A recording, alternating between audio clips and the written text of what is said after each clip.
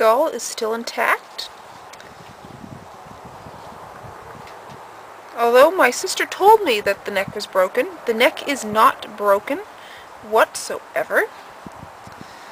I'm trying to find the cause of death here, but I think it was just blunt trauma to the chest that killed it.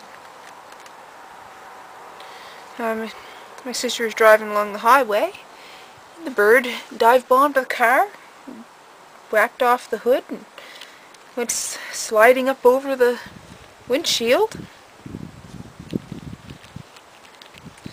before landing on the pavement. And then she thought of me and brought it up and said I couldn't just leave it there. So when I have a little bird like this, what I'd like to do is collect as much of the bird as possible to use. Let's see. No, that's not a mite. It's just a piece of dirt. One thing you have to be careful with is birds is the feather mites, because they can destroy the feathers.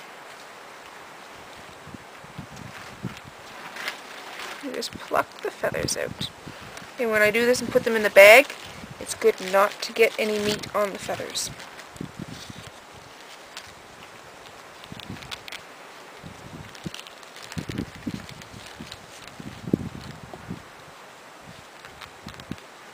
It's also good if you can do this in a non-windy spot, but I do not have an indoor area for doing this job yet.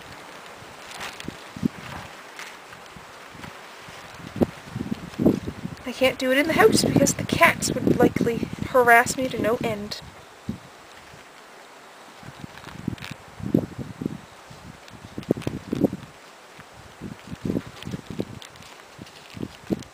Some feathers will escape. That's okay.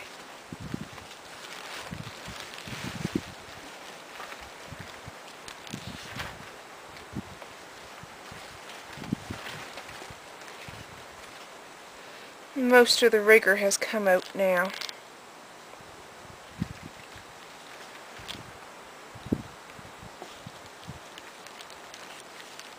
It's sat a couple days in my fridge.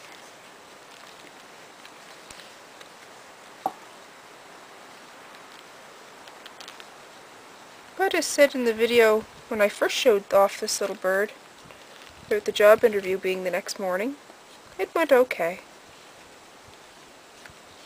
The job I'm applying for is working with animals at a historic village. So they did my little interview, then they took me down to the barn to meet the animals. And they liked me. Most animals do.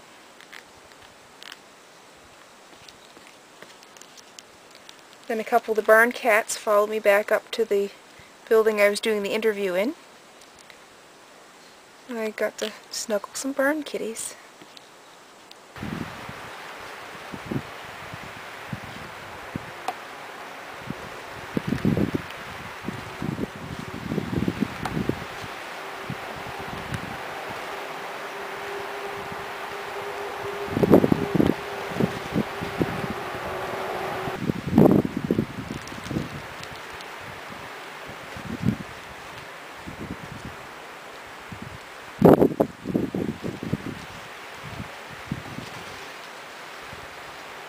There's a bit of skid road rash on the back.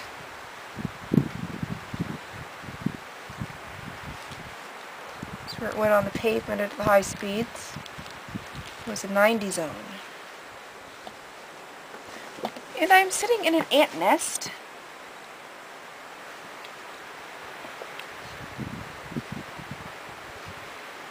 I can feel them crawling on my leg. Well, my hands are getting way too sweaty and I have not much grip right now, so I'm not going to wear gloves. This isn't bloody or anything, it's not yucky, so there's no real need for me to wear gloves. Most of the time I don't need to wear gloves anyway, but I usually do. Mostly I wear gloves just because it can be very slimy. There's nothing wrong with the tail feathers. But yeah, the back end is so broken I won't be able to get the tail feathers out. That's where the impact was to the back. If I take the feathers out, there will be meat stuck to them, so I'm not going to bother with that. I will harvest the legs though. I'm going to leave some of the feather fluff on them, because I'm unsure what kind of project I want to do with them. Just break the leg. Find where the break is.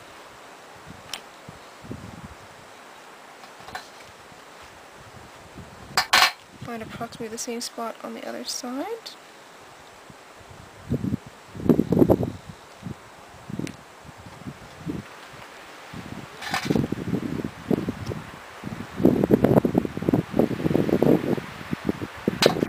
Now I'll leave my gloves back on for this. This won't be messy.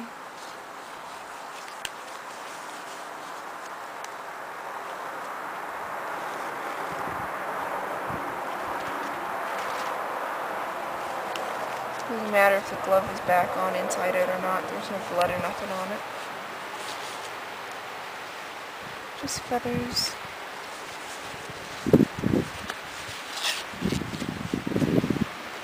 Yeah, you can see clearly now. I gotta find a spot on the neck. Yeah, the neck vertebrae are not broken. She thought they were. But the skull's perfect. I'm gonna find a place between the vertebrae. I've broken scalpel blades doing this before.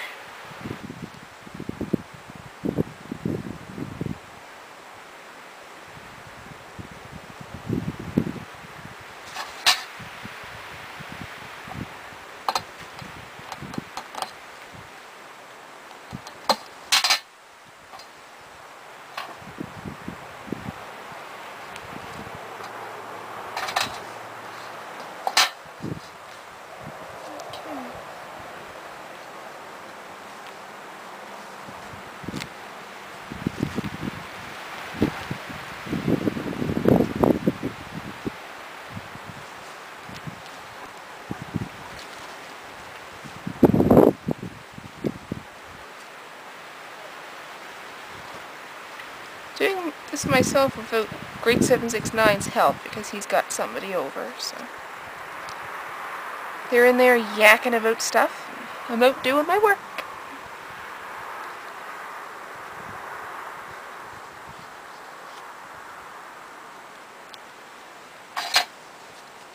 One of the older guys from the area come over and they talk about miscellaneous things.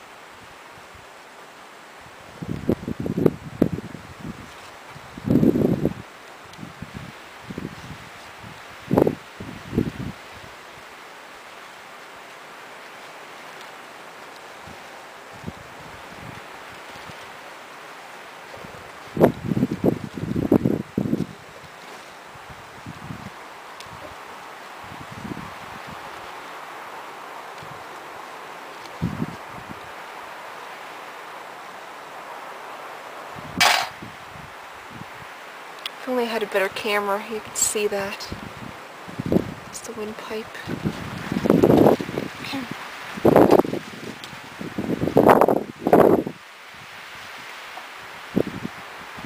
sure if I can get the mouth open.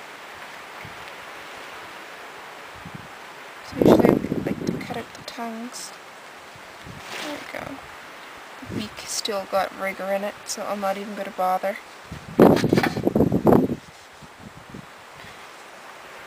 And just slit up to help it release.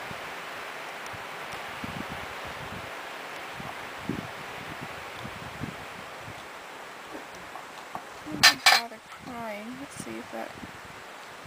No, it's locked in here.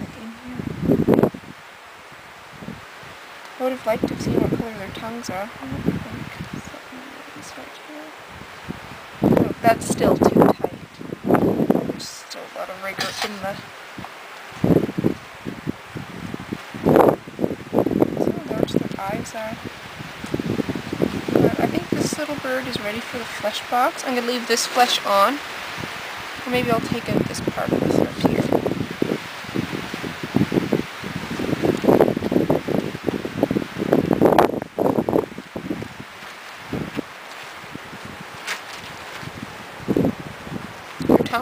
the yellow.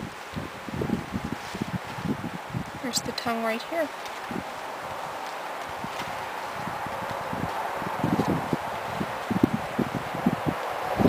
Yeah, this will be quite easy for the decomposers.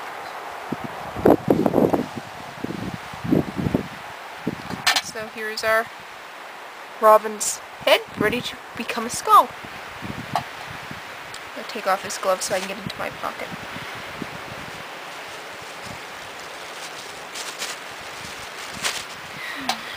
I usually like to dip them in water, get them all nice and wet.